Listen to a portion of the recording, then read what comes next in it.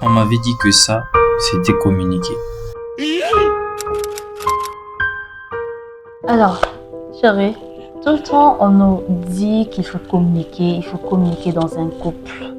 Pourtant, on parle. Pourtant, quand quelque chose ne va pas là, moi, je te dis tes quatre vérités. Moi, je te dis, ah non, chérie, moi, je suis pas pour moi d'accord. Moi, j'aime pas pour moi ce que tu fais. Mais oui, je te dis ça. Mais on est tout le temps en train d'insister sur ça, la communication dans un couple. Mais moi, je comprends pas. C'est quoi communiquer finalement? C'est quoi, en fait, la communication dans un couple?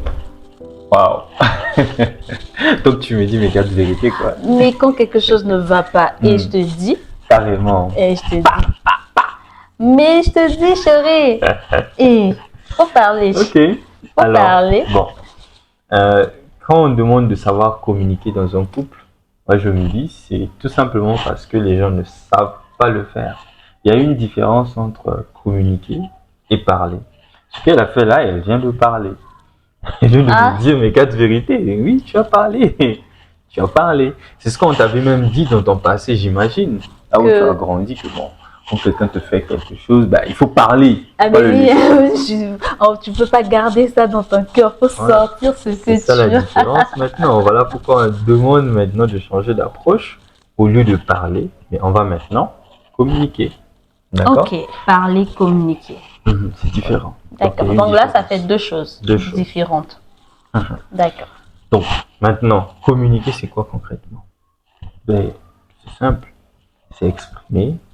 Sinon, c'est parler avec son cœur. Donc, je parle avec quoi? Avec ta bouche. Aïe. Et ta tête. Ok, d'accord. En fait, quand je dis parler avec son cœur, c'est tout simplement savoir exprimer son besoin.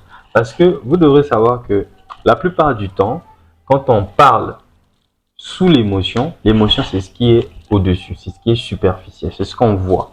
La colère, la tristesse, la joie. Mais il y a quelque chose qui est au fond, qui est derrière chaque émotion. Et c'est ça qu'on appelle par le besoin. Donc normalement, quand on communique, il ne faut pas communiquer sur son émotion parce que l'émotion c'est quelque chose de momentané. Mais il faut communiquer sur le besoin qui est à l'intérieur. Je prends l'exemple où elle me dit, qu'elle me dit ces quatre vérités parce qu'elle est fâchée. Elle est fâchée, l'émotion c'est simplement la colère, donc elle est énervée.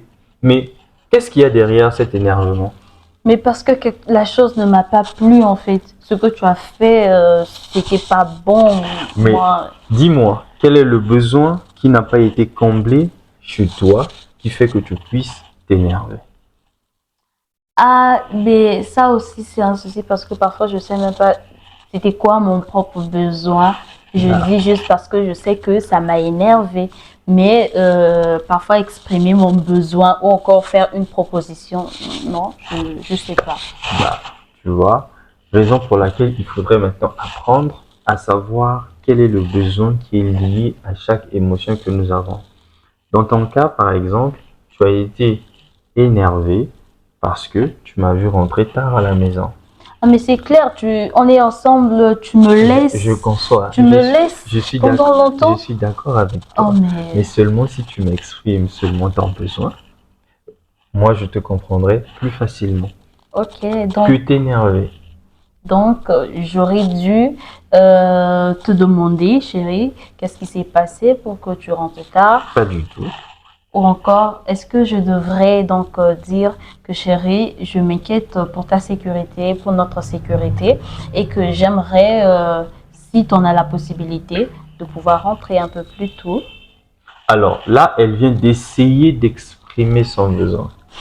Mais comment est-ce qu'on peut maintenant bien exprimer son besoin? C'est tout simplement dire, écoute chérie, j'ai besoin de te savoir toi en sécurité pour que je sois à l'aise. J'ai besoin de te savoir toi en sécurité.